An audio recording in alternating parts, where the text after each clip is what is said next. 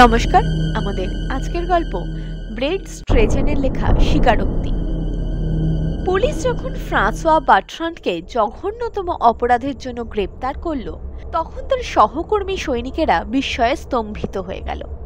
অপরাধগুলো অনুষ্ঠিত হয়েছিল ফ্রান্সের রাজধানী প্যারিস নগরীতে 1847 খ্রিস্টাব্দে। ফ্রাঁসোয়া বার্ট্রান্ড ছিল ফরাসি সৈন্যবাহিনীর একজন সার্জেন্ট। ঘটনাকালে তার বয়স ছিল মাত্র 25। সুদর্শন, বুদ্ধিমান, সংবেদনশীল এবং স্বল্পবাক এই যুবকটিকে সৈন্যদলে ঠিক যেন মানাত না। তার নরম শরীরটাও ঠিক পোড় খাওয়া সৈনিকের দেহের মতো ছিল না, কিন্তু তার মধ্যে বিনয়, ভদ্রতা এবং সৌজন্যের কোনো অভাব ছিল না। তার মতো মানুষ কেন যে এই জঘন্য অপরাধগুলো করল, তা তার সহকর্মীদের কাছে একেবারেই দুর্বোধ্য। আর অপরাধ সে কি একটু আধটু? সে অপরাধগুলো গোটা প্যারিস শহরকে আহত করেছিল, কাঁপিয়ে দিয়েছিল। কেউ কি ঘুণাক্ষরেও ভাবতে পেরেছিল যে বার্ট্রান্ডই হলো প্যারিসের সেই পিশাচ যে একের পর এক কবর ভূমিগুলির পবিত্রতা নষ্ট করে যাচ্ছে? অথচ এটা নিঃসন্দেহে প্রমাণিত হয়েছিল যে ফ্রাঁসোয়া বার্ট্রান্ডই ওই পিশাচ কবলিত, যন্ত্রণা পীড়িত সেই হতভাগ্য মানুষ যে কবর খুঁড়ে কফিন থেকে মৃতদেহ বের করে নরমাংসে তার বিকৃত ক্ষুধার নিবৃত্তি করে। কেন যে সে এরকমের জঘন্য অপরাধ করে? তার রুচি এত বিকৃত কেন? বার্ট্রান্ডকে এসব প্রশ্ন করে কোনো লাভ হয়নি, কেননা এসব প্রশ্নের কোনো সদুত্তর সে দিতে পারেনি ফরাসি পুলিশ সুরেতের কাছে। সে অসংলগ্নভাবে যেসব কথা বলেছে, তা থেকে যে কথাটা বেরিয়ে আসে তা হলো মোটামুটি এরকম জঘন্য অপরাধ করার সময় বার্ট্রান্ড নাকি কোনো এক অদৃশ্য শক্তির দ্বারা চালিত হয়। এই শক্তি সম্পূর্ণভাবে তার নিয়ন্ত্রণের বাইরে। এই শক্তি যখন তার উপর ভর করে, তখন সে পৈশাচিক শক্তির নির্দেশ মেনে চলতে বাধ্য হয়। অন্য কোনো কিছু করবার শক্তি বা ক্ষমতা আর তার থাকে না। অদৃশ্য পৈশাচিক শক্তি তাকে বাধ্য করে কবর খুঁড়তে, কফিন ভেঙে মৃতদেহ বের করতে, আর তারপর এর পরের ব্যাপারটা সার্জেন্ট বার্ট্রান্ড সুস্থ অবস্থায় ভাবতেই পারে না।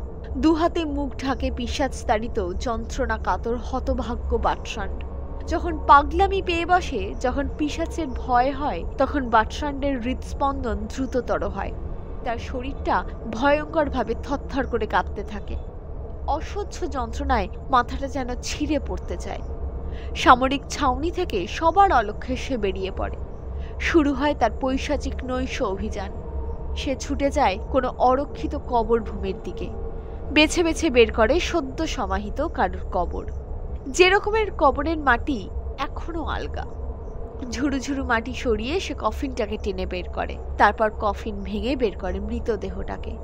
তরবারির আঘাতে মৃতদেহটাকে খণ্ড খণ্ড করে সে। তারপর আরম্ভ হয় তার নরমাংস ভোজন। বিকৃত ক্ষুধার ফাঁদে বন্দী হতভাগ্য বার্ট্রান্ড রাতের পর রাত এই জঘন্যতম অপরাধ করতে বাধ্য হয়। কাজ শেষ হয়ে গেলেই কেমন যেন একটা নিষ্কৃতির ভাব এসে পড়ে তার মনে। চট করে তার মাথার অসহ্য যন্ত্রণাটা কমে যায়, শরীরের কাঁপুনিও থামে। বার্ট্রান্ড হয়ে ওঠে সুস্থ স্বাভাবিক মানুষ। নিজের কাণ্ড দেখে সে নিজেই শঙ্কা বিহ্বল হয়ে পড়ে, ছুটে পালিয়ে যায় কবরভূমি থেকে। একদিন বার্ট্রান্ড একজন সৈনিক সাথীর সঙ্গে একটা রাস্তা দিয়ে যাচ্ছিল। যেতে যেতে তারা শহরের জনবিরল উপকণ্ঠে এসে পড়ল। রাস্তাটা একটা কবরখানার পাশ দিয়ে গিয়েছে। বুঝে নিজের অজ্ঞাতসারেই বার্ট্রান্ডের দৃষ্টি পড়ল ওই কবরখানার উপর, আর সঙ্গে সঙ্গে সে চমকে উঠল। একটা নতুন কবর! বার্ট্রান্ডের মাথায় ভীষণ যন্ত্রণা শুরু হলো। সমস্ত শরীর কাঁপতে থাকলো থরথর করে। কি হলো? তোমার কি শরীরটা খারাপ লাগছে? উৎকণ্ঠিভাবে সঙ্গী সৈনিক জিজ্ঞাসা করল। না, ও কিছু নয়, এক্ষুনি সব ঠিক হয়ে যাবে। বার্ট্রান্ড স্বাভাবিকভাবে কথা বলবার চেষ্টা করল। তোমার মুখ ফ্যাকাশে হয়ে গেছে, সমস্ত শরীর কাঁপছে। এক্ষুনি আমাদের ক্যাম্পে ফিরে গিয়ে ডাক্তারকে খবর দিতে হবে। একটা গাড়ি রাখি, তুমি ক্যাম্প পর্যন্ত হেঁটে যেতে পারবে না। অত ব্যস্ত হচ্ছ কেন? হঠাৎ শরীরটা খারাপ লাগছে, এক্ষুনি হয়তো ঠিক হয়ে যাবে। দৈহিক যন্ত্রণার সঙ্গে যুঝতে যুঝতে বার্ট্রান্ড আবার স্বাভাবিক হয়ে উঠবার আপ্রাণ চেষ্টা করতে লাগলো। কিন্তু বার্ট্রান্ডের মন বারবার ছুটে যেতে লাগলো সেই ছোট্ট সমাধিভূমির সদ্য খোঁড়া কবরটার দিকে। ও বুঝতে পারল আজ রাতে ওকে এখানে আসতেই হবে, আসতেও বাধ্য। শীতকাল, তার উপর প্রচন্ড ঝোড়ো হাওয়া বইছে, টিপ টিপ বৃষ্টি বইছে, সঙ্গে তুষারপাত, কনকনে ঠান্ডা, চারপাশ যেন হিমশীতল হয়ে গেছে। ছাউনির সৈনিকেরা গুটিসুটি মেরে ঘুমিয়ে রয়েছে নিজেদের বিছানায়। কিন্তু এমনই দুর্যোগের রাতে ছাউনির একজনের চোখে ঘুম নেই। ক্রমেই অশান্ত হয়ে উঠেছে সেই মানুষটি। যত দুর্যোগের রাতই হোক না কেন, তাকে যেতে হবে, যেতেই হবে সেই কবরভূমিতে। কবর খুঁড়তে হবে, কফিন ভেঙে বের করতে হবে মৃতদেহ, তারপর সেই সব দেহকে খণ্ড খণ্ড করে কেটে। না না, দেরি করা যায় না, আর দেরি করা যায় না, এক্ষুনি এক্ষুনি বেরিয়ে পড়তে হবে তাকে। কিন্তু সামরিক ছাউনির প্রহরীরা যদি তাকে বেরোতে দেখে ফেলে? না না, তাদের দেখতে দেওয়া যাবে না। যেভাবেই হোক তাদের নজর এড়িয়ে ছাউনির বাইরে যেতে হবে। একবার এখান থেকে বেরোতে পারলে ওকে আর কে পায়। ছুটতে ছুটতেও চলে যাবে সেই সমাধিভূমিতে। প্রহরীদের দৃষ্টিকে ফাঁকি দেবার জন্য বার্ট্রান্ডকে সাঁতরে পরীক্ষা পার হতে হলো। পরীক্ষার জলে তখন বড় বড় বরফের খণ্ড ভাসছে। দারুণ ঠান্ডায় জল জমে বরফ হয়ে গিয়েছে। সেই ঝোড়ো রাতে ভিজে পোশাক পরেই ফ্রাঁসোয়া বার্ট্রান্ড ছুটে চলল কবরখানার দিকে। উঁচু পাঁচিল টপকে তাকে ঢুকতে হলো সমাধিভূমিতে। কবরখানার ঝুপসি গাছগুলোর মধ্যে দিয়ে শো শো করে বয়ে যাচ্ছে ঝোড়ো হাওয়া, যেন প্রেতলোকের অদৃশ্য বাসিন্দারা দারুণ আক্রোশে মানুষের পৃথিবীটাকে উড়িয়ে নিয়ে যেতে চাইছে অন্ধকার প্রেতলোকের দিকে। থেকে থেকে বিদ্যুৎ চমকে উঠছে। কোনো অদৃশ্য দানব যেন অগ্নিময় খড়গ দিয়ে কালো আকাশটাকে খণ্ড খণ্ড করে ফেলতে চাইছে। এতক্ষণ বৃষ্টি পড়ছিল টিপ টিপ করে, এবার আকাশ ভেঙে মুষলধারায় নামলো। সঙ্গে সঙ্গে শুরু হলো তুষারপাত। কিন্তু আবিষ্ট বার্ট্রান্ডের এসব বাধা কোনো বাধাই নয়। অভিশপ্ত মানুষটা উন্মাদের মতো ছুটে গেল নতুন কবরটার দিকে। হঠাৎ প্রচন্ড বিদ্যুৎ চমকে সমস্ত আকাশটা যেন ঝলসে উঠল। শোনা গেল বজ্রের ক্রুদ্ধ গর্জন। দূরে কোথায় যেন বাজ পড়ল।